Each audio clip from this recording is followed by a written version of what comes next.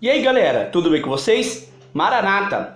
Já estão com saudade da reunião do clube, do seu clube? Ou seu clube já voltou com as atividades, já pode voltar aí?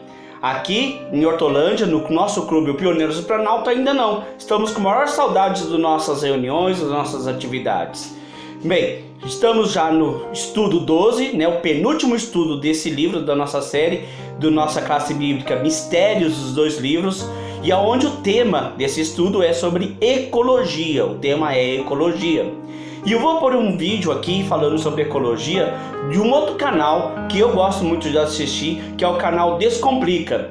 É um canal muito 10 que fala muito sobre natureza, fala também sobre ciências e outras coisas.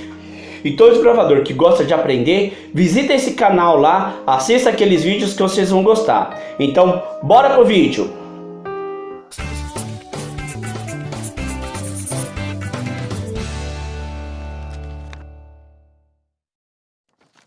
Fala galera! Chegou o salvador da pátria. Atenção pro Quer Que Desenhe. A missão de hoje é explicar ecologia só com esse mapinha. Mas primeiro, já parou pra curtir o Descomplica hoje? Não? Credo, cara! Aproveita, dá um pause, curte nosso vídeo, se inscreva no canal do Descomplica e não esquece. Para baixar esse mapa completo, basta acessar o link na descrição aqui embaixo. Voltando ao que interessa. Primeiramente, a ecologia não é só um nome legal. Ela é uma matéria interdisciplinar. Que a ecologia é uma área bem ampla da biologia, pois estuda a relação dos seres vivos entre si e com o meio ambiente. Para entender melhor, vamos mostrar alguns conceitos. O hábitat é o lugar onde uma espécie vive, determinando a distribuição das espécies no ambiente. Nicho ecológico são as atividades de uma espécie, tipo sua profissão no ambiente. Pode ser o comportamento alimentar, se é carnívoro, herbívoro ou onívoro, por exemplo. Quando falamos em população, sabemos que é o conjunto de indivíduos de uma mesma espécie que vivem e ocupam aquela mesma área, como a população do seu bairro. Já quando o assunto é comunidade, trata-se das populações de seres vivos de diferentes espécies, fauna ou flora, que mantêm relações entre si no mesmo hábitat. Ah, alguém mais ficou com saudade do Orkut? Não? Ixi, acho que eu tô ficando velho, hein? Não confunda! Ecossistema e biosfera são coisas diferentes. Ecossistema é quando os fatores bióticos se relacionam com os fatores abióticos. Ou seja, quando os organismos vivem em contato com a parte não viva do ambiente, como solo, temperatura ou a água. A biosfera é o conjunto de todos os ecossistemas da Terra, onde a vida é sempre possível. Podemos dividi-la em talassociclo, que é o ambiente marinho, de água salgada, liminociclo, os ambientes de água doce, né, as águas continentais, e o epinociclo, que é o nosso querido ambiente terrestre. Quer ir mais fundo ainda? Dentro do epinociclo temos os biomas, caracterizados como comunidades clímax deste ambiente. Os principais biomas brasileiros são a Amazônia, Caatinga, Cerrado, Mata Atlântica, Pampas e Pantanal. O manguezal e a mata de cocais podem ser considerados regiões ecótonas, ou seja, área de transição entre ambientes. O mangue é a transição entre todos os biociclos e a mata de cocais é a união dos poderes entre a Caatinga, o Cerrado e a Amazônia. Ufa,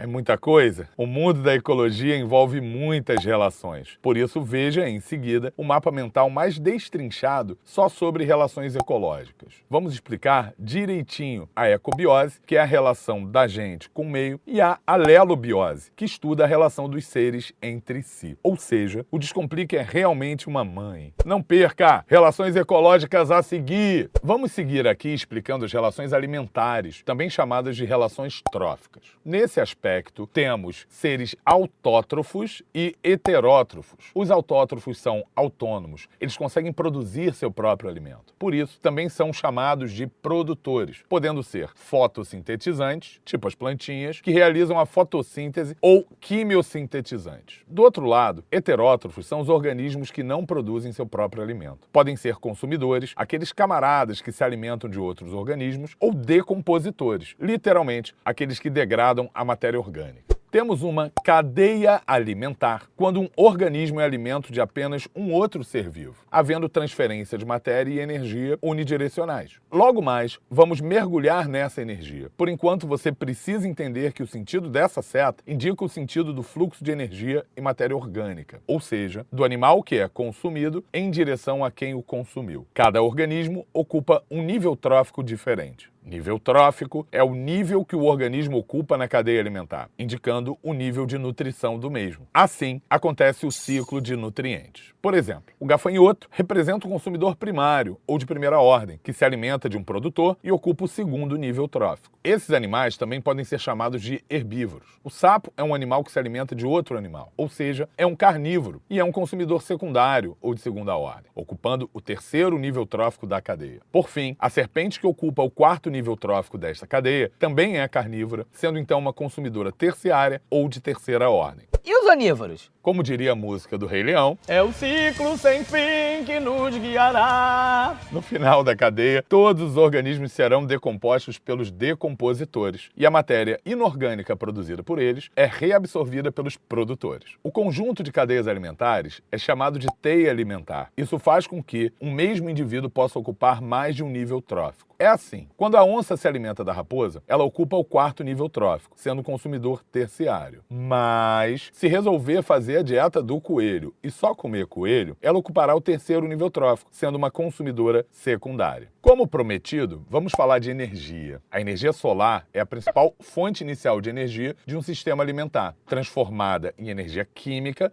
pelos organismos fotossintetizantes. Essa energia química fica armazenada na matéria orgânica. Quando a energia está em um nível trófico, ela é perdida para o ambiente pelas atividades metabólicas de tudo que o organismo faz, até mesmo respirar. Se esse organismo é ingerido por outro, apenas parte da energia é passada para o nível trófico seguinte. A energia disponível na cadeia diminui à medida que é transferida. Por isso, dizemos que o fluxo de energia é unidirecional, ou seja, nele não há o reaproveitamento da energia liberada, diferente da matéria que retorna aos produtores. As setas em vermelho indicam a transferência de matéria, enquanto que as setas amarelas indicam a energia que é transferida e perdida. Repare que o tamanho das setas amarelas diminui, representando que a energia transferida diminui a cada comedor e ao longo da cadeia como um todo. Opa! Ficamos por aqui por enquanto. Não esqueçam de lacrar a ecologia com episódios sobre relações ecológicas logo em seguida. Com o Descomplica, você tem acesso a um conteúdo de qualidade, sem complicação. Dá para aprender tudo que você precisa, mesmo para quem deixa tudo em cima da hora, né? Mas não seja essa pessoa. Não deixe para amanhã. Dê agorinha seu like nesse vídeo, se inscreva em todas as nossas redes sociais do Descomplica e fique por dentro de tudo. Quer poder olhar esse mapa maravilhoso a qualquer momento?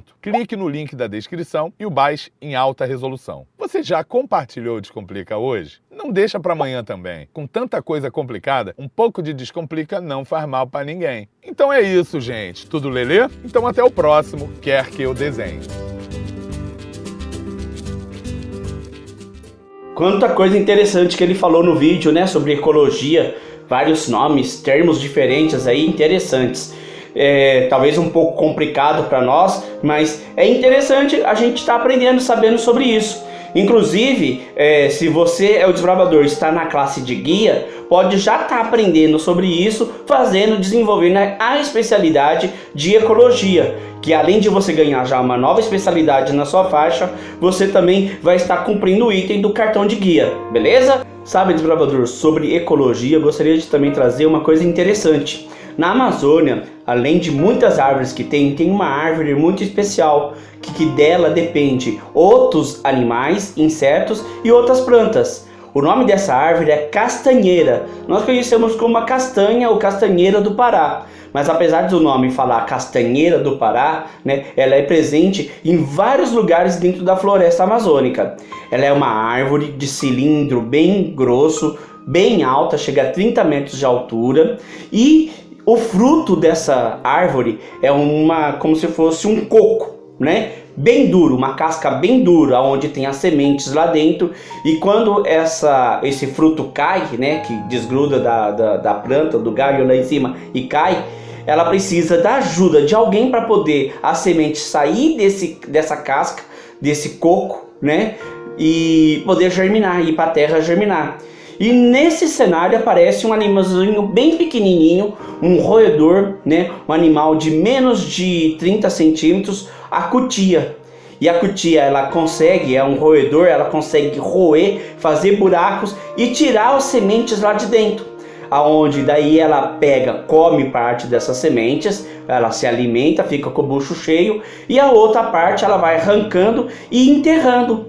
E ela muitas vezes não volta para pegar aquelas sementes, a semente é enterrada e depois de um tempo a semente dentro da terra começa a germinar para nascer novas árvores, novas castanheiras. Interessante pra caramba como que é o sistema disso daí.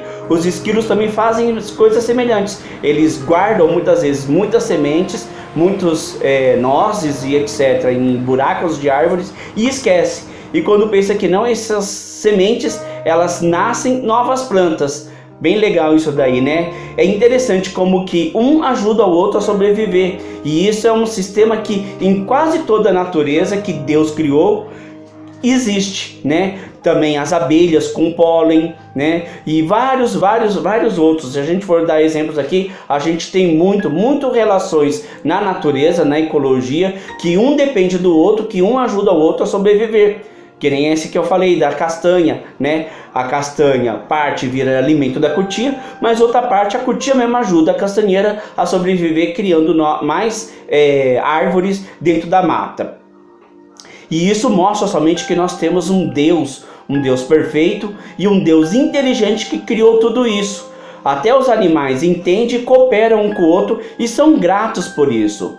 Olha só o que diz a Bíblia sobre esse tipo de relação, sobre essa situação. Vamos lá em Salmos 104, nós vamos ler do verso 27 ao 30. Salmos 104, 27 até o 30 diz assim: Todos esperam de ti que lhes dê de comer ao seu tempo, e se lhes dás, eles o recolhem, e se abres a mão, eles se fartam de bens.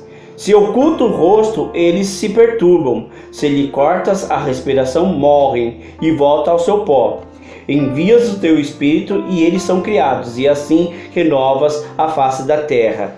Olha só que linda essa parte desse salmo. Fala sobre que Deus é o que cuida e mantém todos, né? E se ele recolher a face, todos vão morrer. Imagine só, se Deus parasse de atender-nos um segundo só.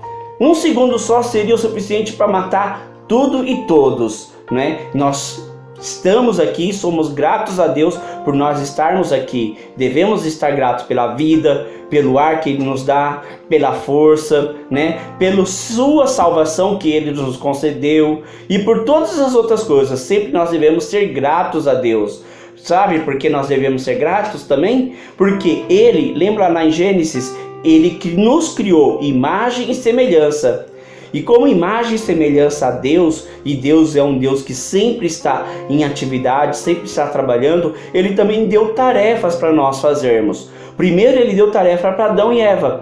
Ele falou para cuidar do jardim, né? E cuidar dos animais, dar nome nos animais. Olha só que interessante, essa foi a primeira tarefa. Depois, quando o homem pecou, Ele já falou das tarefas, ó. Para você se alimentar, você vai ter que cultivar, você vai ter que suar, você vai criar calos na mão. E essa também está lá na Bíblia, falando depois do pecado, o homem teve que fazer esse tipo de coisa. E hoje nós também podemos ser servos de Deus, ou melhor, mordomos, né? Mordomos aonde você é grato a Deus por tudo aquilo que Ele fez e faz por você. Vamos ver em Atos 20, verso 35? Tendo-vos mostrado que em tudo, trabalhando assim, mister socorrer os necessitados e recordar as palavras do próprio Senhor Jesus. Mais bem-aventurado é dar do que receber. Então nós somos servos, nós fazemos o trabalho de Deus hoje, quando nós somos alegres, felizes em dar, em doar aquilo que nós temos para os necessitados. Não é isso interessante? Esse é o trabalho, essa é a gratidão que nós podemos estar fazendo, a maior gratidão que nós podemos estar fazendo a Deus. Sabe, eu citei aqui, falei sobre mordomo.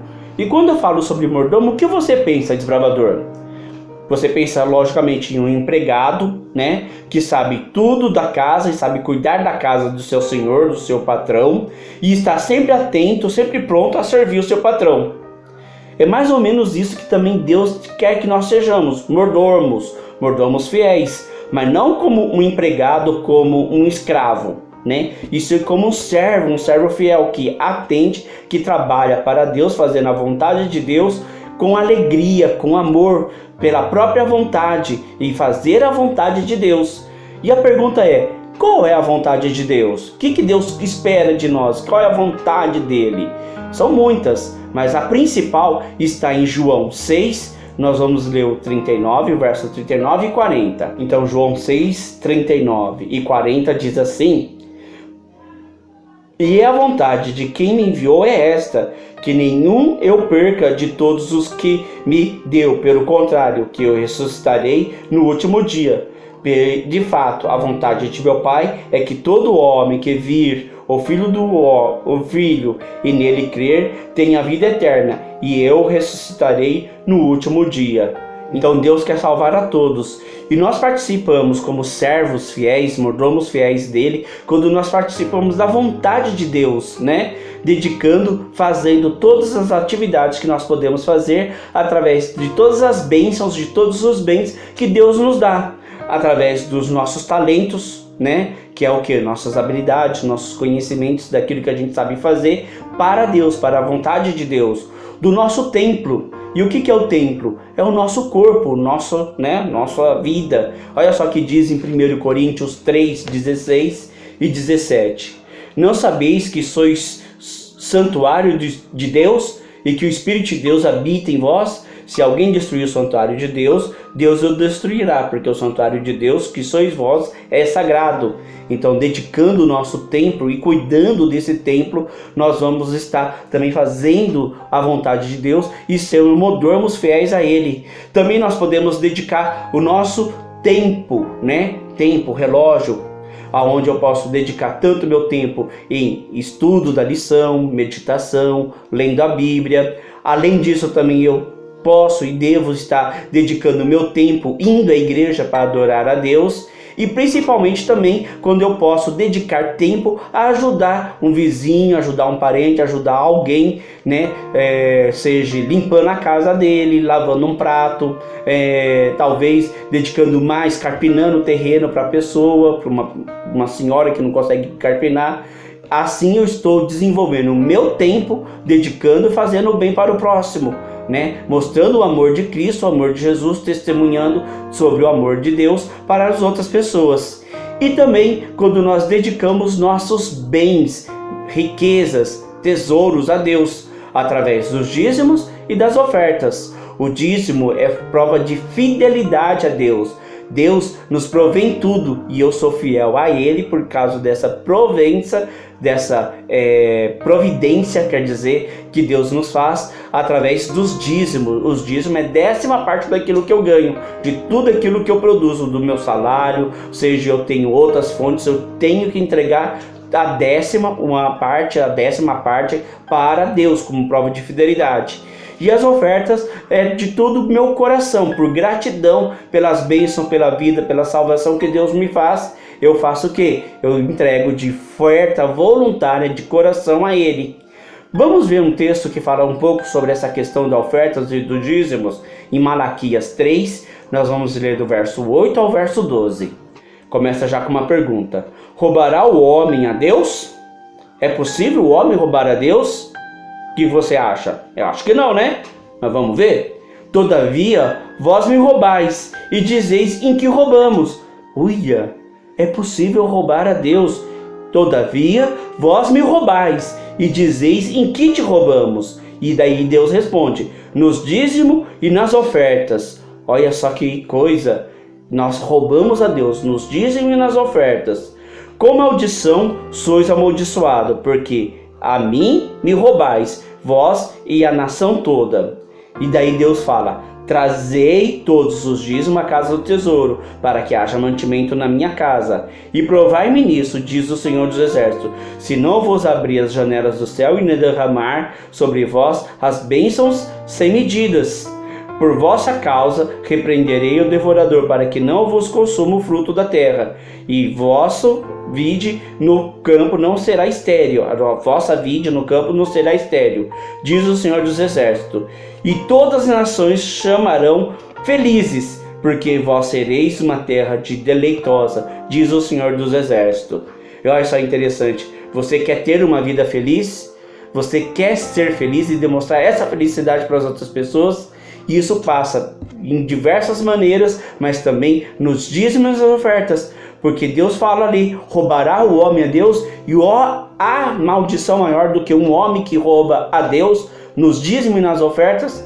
Eu acho que não, né? Então a gente possa ser fiéis a Deus através dos dízimos e gratos, ofertas de gratidão a Deus, a gente possa sempre estar levando na casa de Deus, todos os momentos que Deus sempre estará abençoando a gente, como diz aqui nesse texto, trazeis o dízimo e vede se eu não vou abrir as comportas do céu. Olha só que interessante, né? Vamos orar? Querido e amado Deus, nós te agradecemos por tudo aquilo que o Senhor nos faz, de modo assombroso e maravilhoso nos formaste e nos mantém, nos dá vida, nos dá força, nos dá sustento.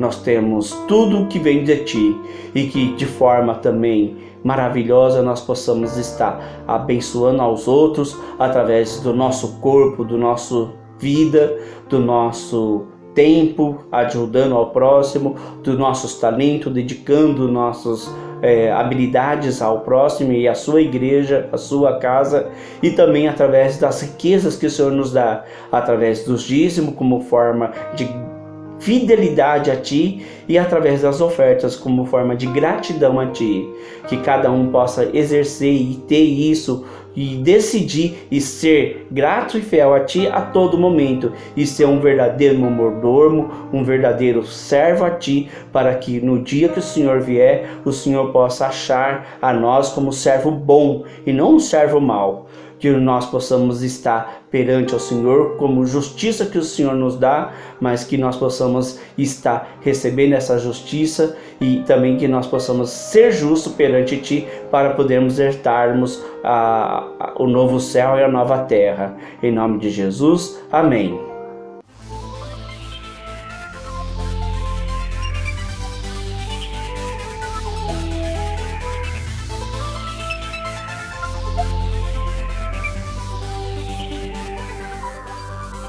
E aí, desbravador, gostou desse vídeo? E como eu já falei, nós estamos chegando no final dessa série.